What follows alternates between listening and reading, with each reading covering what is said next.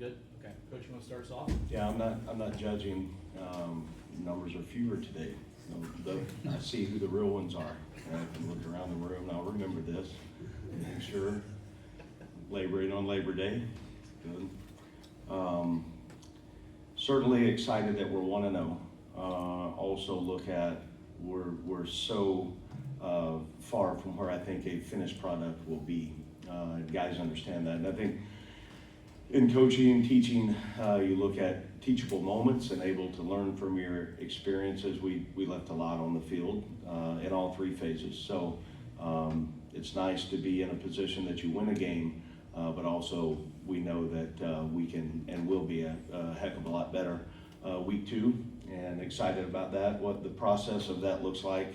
How good can we get this team from the time the game was over Saturday afternoon till this next Saturday at 7:30. So again, I want to give a lot of thanks to the crowd, and the student section was off the charts. I thought it was really a great. They created energy in the stadium. The students and Ross 8 Brigade was awesome. The band was tremendous. It felt like college football, and it was exciting, and I know our guys sure appreciated it. Got a big challenge ahead of this week when we're talking about the opponent. I think Coach Hill is going into year 10, I believe, and got a lot of respect for him. Was a really good player, and then he's been a really good coach. And watching their film from the other night, they play really tough. They've got good players. They're coached really well. We're going to have to make sure in all three phases that we're ready to go play our A game. Because I know they will be, and so we're excited about how we're going to build that this week with the plan and the playbook of the week, so to speak, in all three areas, and then at 7:30 we'll tee it up, and every game's its own story within itself. So excited for the opportunity to lead this group into week 2 and see the improvements on how we can make them. Barry, after the game, you were pretty immediately and specifically critical of the tackling in that performance. Just as you look back on it and scrutinize it further with the film, what stood out? How do you fix that going forward? And I assume you're not ramping up the tackling necessarily in practice. Yeah, I think you look. We tackled well early. We hit a lull a little bit in the second quarter, and I think some of it fundamentally we've got to take another step or two. We've got to take close down the space between when we're lunging for tackles, running our feet. So there's some things fundamentally that I think we can do better in that regard. It's also swarming the ball. I thought there were points of the game that we played really hard and did a great job of pursuit of the football. And there's other times we missed tackles. So, I was a little quick to judge on some of that, I think, but I also know that we've got to be a great tackling team as the season continues to go on, and there's ways you do that fundamentally, obviously schematically, and then getting hats to the ball and trying to populate the balls as much as you can. So certainly that is one area of our game that we know we've got to get better, and we will. And our guys did some tackling today in practice, individual drills. So that was good to see, and I think we've got an opportunity to be a really solid tackling football team. What was your assessment of the offensive line play and specifically what that meant for the rushing game? Yeah, I thought good at times, not near consistent enough on what we need to be. And some of that was what we were trying to establish in the throw game, and then other times, what they were giving us. But I would like for both sides of the ball in the line of scrimmage to play more consistent, and we will. We've got the people to do it, and the understanding schematically of what we're trying to do, though, we'll get where we need to be. Going off of that, Josh said that a couple weeks into camp, Braden Joyner wasn't a guy being considered for that center role. Ultimately ends up being the guy that gives you the best 5 out there, being the starting center in game 1. What has he done to elevate himself? And I mean, it was almost noticeable when he came out of the game there at the end of the first half. Yeah, I think rep count, during fall camp, he missed a little bit of time. So just getting him back into the flow of that position is really hard, and the way we're doing things from a communications standpoint, there's a lot on that position. And I think this continuity with he and Ethan and Jalen and the interior 3, I think the more and more they're together there, that's going to help. but we also know that you're a play away from not having that. So the rotation on what it needs to be, whatever five we put it out there, we've got to be able to go execute at a high level. What challenges does Southern Illinois present that maybe you need to see after playing a game and winning 31-0? Yeah, I think they pulled their starters so early the other night because they got up on their first opponent. But I'm really impressed with their quarterback and his play. He's got makes throws and runs well and is elusive in breaking tackles and looks to me like he's got really good speed. I think they're, a couple of running backs they played the other night are big and powerful in the way they finish runs. Defensively, very, very impressed with their front seven. I mean, they're attacking downhill. They're playing on their other side of the line of scrimmage. And then secondary, they played about whatever they wanted to the other night and had success. So they've got talent. And again, I think they're very well coached. And we need to have a great week of preparation. Just kind of looking to throw the ball down the field in the second half, playing with a big lead. How much of that was about using that opportunity to develop that phase of the game in a live game? Yeah, I think really, and I'd have to ask Josh again. I don't remember. I think we only called 3 actual shots down the field throughout the course of the game. Some others were converted to that because of what we got defensively. So they were still, they were playing and tight in their coverage. So. Some of the reads ended up being down the field more than maybe what we actually called. But I think, that's got to be a big part of our game, and a lot of that you're going to have to be able to set up with how you run the ball, and then that sets up a vertical passing game. So it goes hand in hand, and I think, the more we can do it in practice and then feel comfortable with it, the better we'll be able to execute it on game day. Barry, I know you respect all your foes, but just your thoughts on playing in FCS school. Yeah, I think you look at the opponent this week and you look at their history. I'm going to talk, since Coach has been there, I think they've beaten 5 FBS schools, and I may be wrong on that, maybe more than that, but I recall 5 looking at him last night.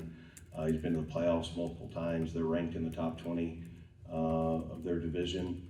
I've got a lot of respect for him, and I've been in some games, no matter what division or conference or location there are, and you end up understanding that they're a really good team, and I think that's what we're facing right now. So our schedule is set as it is. I've said this a couple times throughout the course of me being here. I've got to make sure that I get our team, no matter the opponent. It's got to be nameless, faceless, and let's go play our best ball. And so for us, the opportunity, we understand the opponent. We've got great respect for them. How good can we get through the process of preparation to be better week 2 than we were week 1? You said, I think after the game, you wanted more sideline juice. What are you going to do to accentuate that? Well, I've got to educate our team on what it's supposed to look like, and I didn't do that week 1. So learn to never assume, and I thought, there were times we started the game, it was on fire in the way it's supposed to be, and they've got to carry that throughout 4 quarters. That's their job. So I'll do a better job educating them this week, and I would anticipate that we have a better look there on the sideline for 60 minutes. I'm going to channel my inner James Shebist and ask about the punter. He looked like he may have been one of the stars of the game. James McAllister. If you're actually channeling your James Shebist, you missed a couple of words in there on your descriptive, like adjectives. An adjective or an adverb. You use a lot of different ways. He did a great job. I think we had 49.2 yards in his punts. We had 3 downed inside the 12-yard line. Obviously a big part of the game. You look at average starting field position for us, that's one of our big measurables. And we had almost 10 yards difference in where we started compared to where they started. And that's all 3 sides playing complementary football, but certainly he did a great job on placing the ball where we needed it to play. Hang time and then field location was exceptional. How do you celebrate win number 1 Saturday? Well, I had a lot of people in town, which was great. A lot of people that I'd been different places with over the years, have lived, and friends and some family. It was pretty low key and pretty boring. So got on the next opponent pretty quick. They played it, I think, kicked off at 7:30. So got a chance to watch them there, and then hung out with friends and family, and I fell asleep pretty early. Can you give us any update on Jewel Hall? It didn't sound good Saturday, or Denali Morissette. Yeah, Oh, again, yeah. Jalil will be out for significant time. I can't put a timetable on it yet. Morissette's getting really close to making the next step in his rehab process. Did not practice today. We'll see where he's at tomorrow. Did you ask? Well, I noticed Winston Bergen got hurt real early too on a kickoff, I think. Yeah, he did not practice today, and at 3 o'clock we got a staff meeting, and I'll get an injury report on where we are going into tomorrow's practice. Josh talked about Michael Jackson's consistency. I was just wondering what you saw from him on Saturday, and what that veteran leadership can do for Ryan Brown in the passing game. Yeah, it's, anytime as a quarterback, you can have somebody, groups of guys, or maybe one or two as you start here, that you can count on and understand, dependable. That's a great feeling. I think Mike has provided some of that because he does it every single day in practice. He's consistent and he works extremely hard. We're counting on him in the return game. And then offensively, you can see, the more and more how he's going to continue to earn opportunities, just the way he prepares and practices.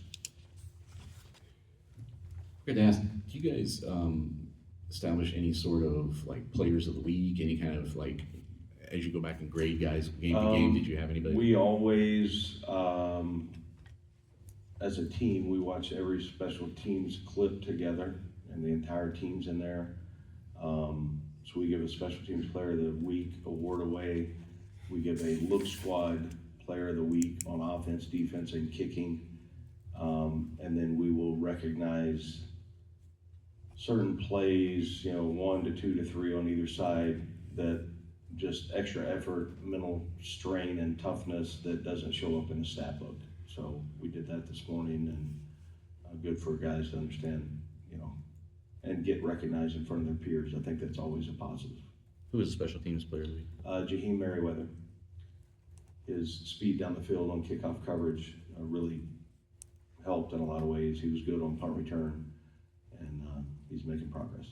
Do you feel like those sorts of things are important from a coaching perspective, just to make sure you're getting that recognition down the roster? Because that you can go pretty deep on the roster sometimes. When you put it on display for everybody to see, and the standard is and the expectations are how we're going to go play, and then you put it in front of the entire team, it's pretty recognizable, the guys that are playing the right way and doing great things, and we're going to celebrate that. And and we're getting close. I mean, eventually it's going to be like the really cool thing to be. It's like the player of the week, and there's a lot of times it won't show up in the stats on who that is. It's going to show up on just playing hard and doing things the Purdue way. You guys obviously have done a good job finding talent at quarterback through the portal, and there's a lot of examples throughout college football, guys coming in and transfer quarterbacks having success. At the same time, I guess, what are you seeing as a balance between the need to develop your own talent there? Is it more critical at quarterback, and does the revenue share era and how you're trying to spend money there factor into that at all? Trying to think back to your initial first part of the question. Sorry. We'll recruit at all positions as aggressive as we can to build a high school recruiting team.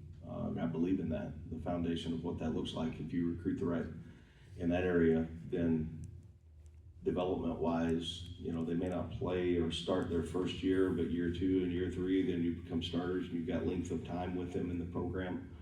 And Purdue's got so many selling points that make it very, very attractive for high school student athletes and prospects.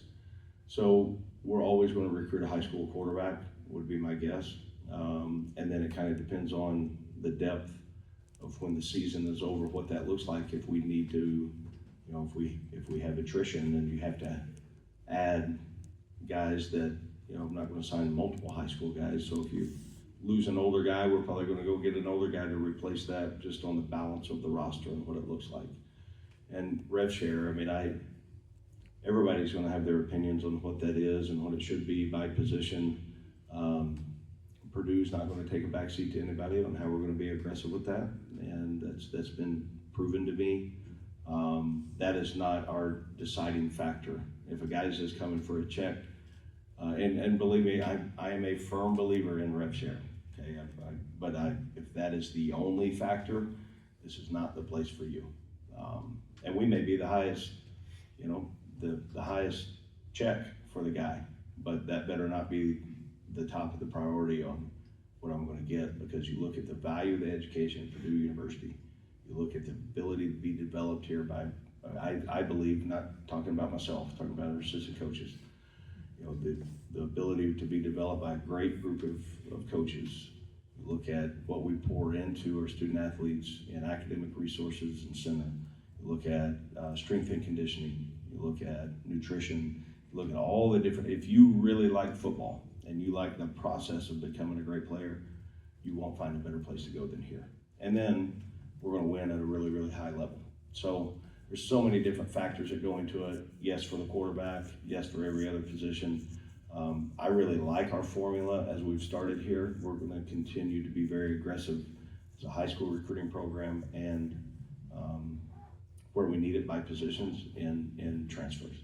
I just asked because it would seem like that would be the position that is a very expensive one if you want to try to go outspend somebody as opposed to develop it. I mean, you look at the value of what you think the player is for your team, in my opinion, and then, I think if there's so many narratives and examples of what's a guy really making. I mean, I don't even know how you prove that. I'm not going to throw out examples, but let's look at what so-called some of the highest paid quarterbacks, how they performed this last week. I don't know, but I don't know what fact is on, player X, is he's really receiving that. I mean, there's not that information's not shared. Barry, you practiced under the lights at Ross 8 a couple weeks ago in preparation for this. Do you make any alterations to going through a week where you're going to play at 7:30 at night versus a noon game? I mean, we were a little later this morning just because no classes and, no academic requirements on, for guys. So we let them sleep in a little bit this morning. Allow our staff a couple more hours of game plan before we had our Monday practice. Tuesday, Wednesday, Thursday will be exactly the same normal time. Friday's going to be a normal Friday now, and then Saturday. Luckily, last year we had 6 Friday night games, so we were in the hotel all day, and I feel like we've got a pretty good formula on what needs to happen there on the flow of downtime, activated time for our team. And I think, I believe in it, and I've seen it work, and I know our guys are excited about what our Saturday will look like. And eventually you get to the point in the process, it doesn't matter home or away, night game, early game, playing in Hawaii or playing in West Lafayette, it's all the same, So I know it's a boring answer. We're looking for more, but I believe in the process, and if we can stay true to that and be very consistent, then our players, they understand exactly what the expectations are. All right, thank you, Coach. Thanks, guys. Thanks, Have a great everybody. week.